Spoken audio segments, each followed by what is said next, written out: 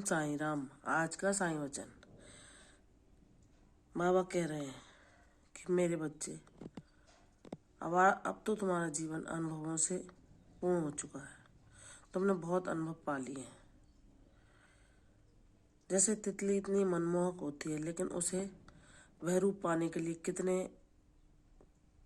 संकटों, कितने दुखों और कष्टों से गुजरना पड़ता है। यह सिर्फ उसकी यात्रा उसको मालूम होती है और ईश्वर को, अन्य किसी को नहीं। वैसे ही मेरे बच्चे, अब मैं तुम्हें जैसा बनाना चाहता था वैसे बन चुके हो। तुम्हें मैंने एक सुंदर चरित्र, सुंदर मन और सुंदर आत्मा प्रदान की है। बाबा कहते हैं अब तुम मेरे वो अनुभव पा सकोगे जो मैं चाहता हूँ तुम्हें देना। तुम उसके योग्य हो चुके हो। जब हम साईं को अपना गुरु बनाते हैं तो वह आकर हमें थाम लेते हैं। जैसे एक गुरु अपने शिष्य का किस में हित है, इस बात का सदैव ध्यान रखकर उसके कल्याण के लिए ही हमेशा प्रयास करते हैं, वैसे ही हमारे बाबा सदैव हमारे साथ रहकर हमारे दुख सुख में, सदैव परिस्थितियों में हमें शक्ति प्रदान कर, उन्हें सहन कर, उन्हें भोगने और काट कर मुक्त होने के लिए प्रेरित करते हैं। हम किसी दुख या परेशानी आने पर जब अज्ञानवश, जब हमें ज्ञान नहीं होता,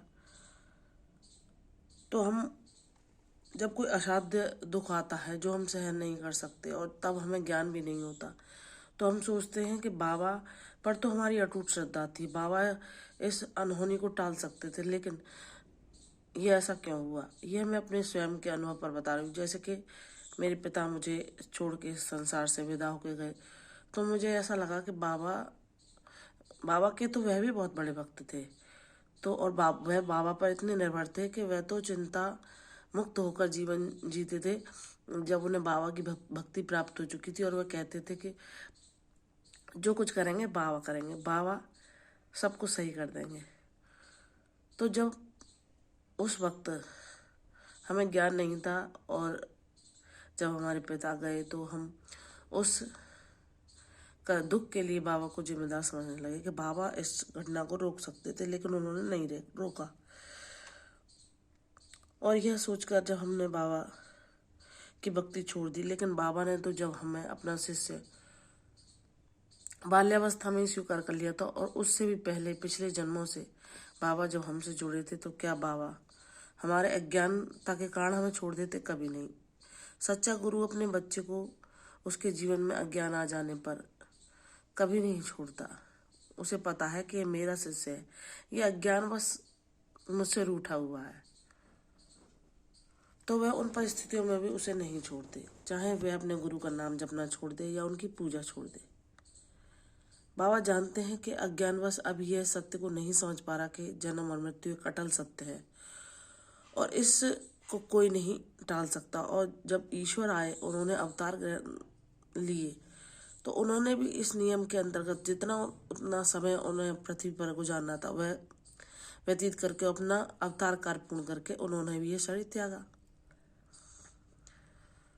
तो बाबा जब हमें ज्ञान देकर इस योग्य बना देते हैं कि हम हमारे जीवन में वो घटना घटित हुई, उसको ज्ञान द्वारा उस दुख को मिटाकर अपने बाबा की भक्ति को प्राप्त करते हैं, तब हम सच्चे अर्थों में उस ज्ञान के अधिकारी बन पाते हैं। जब हम बाबा को उस दुख के समय में छोड़ देते हैं, तब भी बाबा, चाहे हम उनका नाम न जपें, हर पल हमारे साथ होते हैं। और जब हमारे प्रारब्ध बहुत गंभीर रूप में हमारे पास आने वाले होते हैं, तो बाबा प्रेरणा देकर हमें स्वयं से जोड़ लेते हैं, हमारा संपर्क स्वयं से इतना करा देते हैं कि तुम हर पल मेरी ऊर्जा को महसूस करने के लिए मेरा नाम जाप करो, और किसी भी संकट, जो भारी से भारी संकट है, उसको भी तुम मेरी शक्ति के द्वारा, मेरी कृपा के द्वारा सहन करके उससे मुक्त हो सको। और जब हम बाबा को जपते जपते बहुत लंबे समय तक भक्ति करते हैं तो बाबा हमें संपूर्ण ज्ञान प्रदान करते हैं, क्योंकि हमारा जो आत्म मंथन चलता है उसके द्वारा हम जान पाते हैं कि किस घटना के पीछे क्या कारण है। ईश्वर ने जो हमारे जीवन में दुख आए वह भी किसी कारणवश आए। अगर वह न आते तो हम इन सांसारिक सुखों में ही, भोग विलासों में ही लगे रहते और ना ईश्वर को जान पाते, ना उनकी भक्ति को पा पाते और ना उनका अनुभव कर पाते।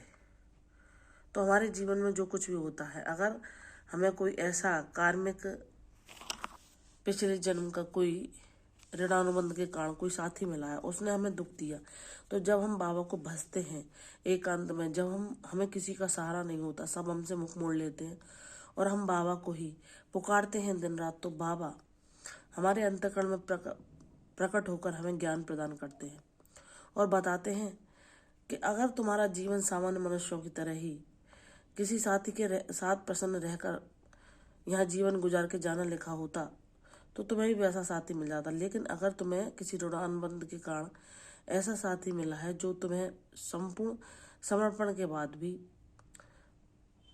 तुम्हें तुम्हारी अपेक्षा के अनुसार व्यवहार नहीं देता या तुम्हारी अपेक्षा करता है, तो वह किसी कारणवश है। और जब तुम ज्ञानवान बन जाते हो तो तुम समझ जाते हो कि वह इस कारणवश था कि अगर मुझे इस संसार में उतना ही प्यार, उतना ही सुख मिला होता तो क्या मैं भक्ति और ज्ञान से जुड़ पाता? कभी नहीं।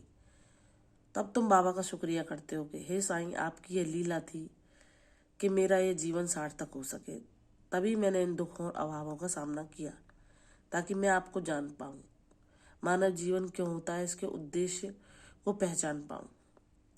तब तुम अपने बाबा को उन दुखों के लिए दोषी न ठहराकर जान जाते हो ज्ञान के साथ कि वह तुम्हारा प्रारब्ध था और तुमने उसे भोगते हुए बाबा का नाम जप करके बाबा को जान पाए, बाबा के द्वारा ज्ञान को अर्जित किया। अपने संपूर्ण अज्ञान को, जो भी जितने भी सवाल तुम्हारे अंतःकरण में थे, बाबा ने तुम्हारे आत्ममंथन द्वारा सबका तुम्हें उत्तर देकर तुम्हें ज्ञान से परिपूर्ण बनाया और ऐसा व्यक्तित्व निर्माण किया जो कि दूसरों के लिए प्रेरणा बन सके, दूसरों के सवालों को भी हल कर सके, दूसरों के उदासी, दूसरे अज्ञान को भी अपने ज्ञान के द्वारा जो तुम्हें ईश्वर ने प्रदान किया है, दूसरों के अज्ञान को भी मिटा सके।